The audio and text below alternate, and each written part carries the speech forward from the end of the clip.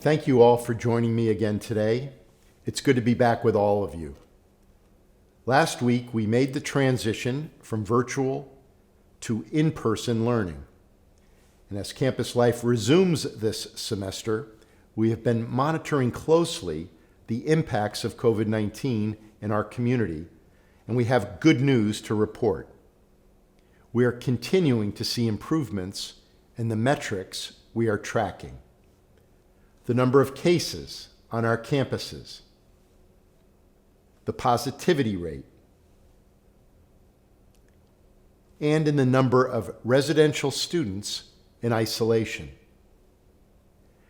These downward trends on our campuses follow the decline in cases we have seen in Washington, D.C., where new cases are now below the national average. Already, we had been able to open our library and fitness centers at reduced density earlier in January, and we've now returned to in-person learning. As we track these improvements, both on our campuses and in our region, we have been able to make additional changes to our layered public health program. Other changes we have made are connected to revised guidance provided by the District of Columbia. In this presentation, I'd like to focus on 4 of the areas where we have made updates in recent days: dining, events and gatherings, isolation protocol, and our mask mandate.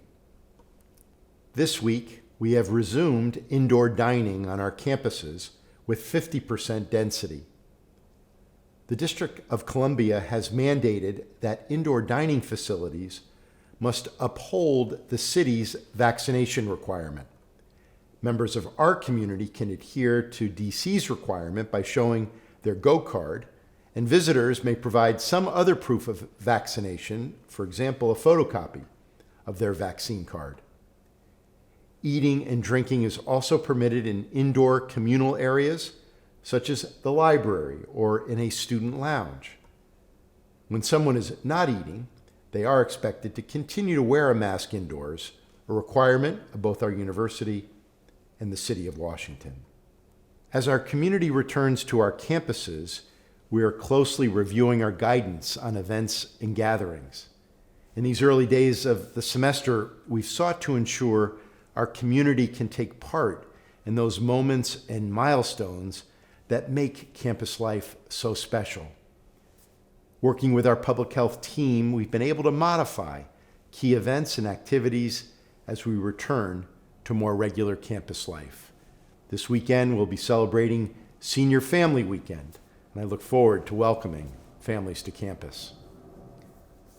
We're now reviewing our guidance and anticipating making additional updates in the coming days. As I mentioned, many of the elements of our public health program are tied to guidance provided by our local health department, DC Health. And we've had some recent good news when it comes to isolation requirements. We have been advocating at the federal and local level for reducing the time for isolation, especially for those who are asymptomatic and are fully vaccinated. We have a strong public health framework, and we're sensitive to the mental health challenges related to isolation. We are pleased that last week, DC Health announced new guidelines which now allow for a 5-day isolation period for colleges and universities within certain requirements.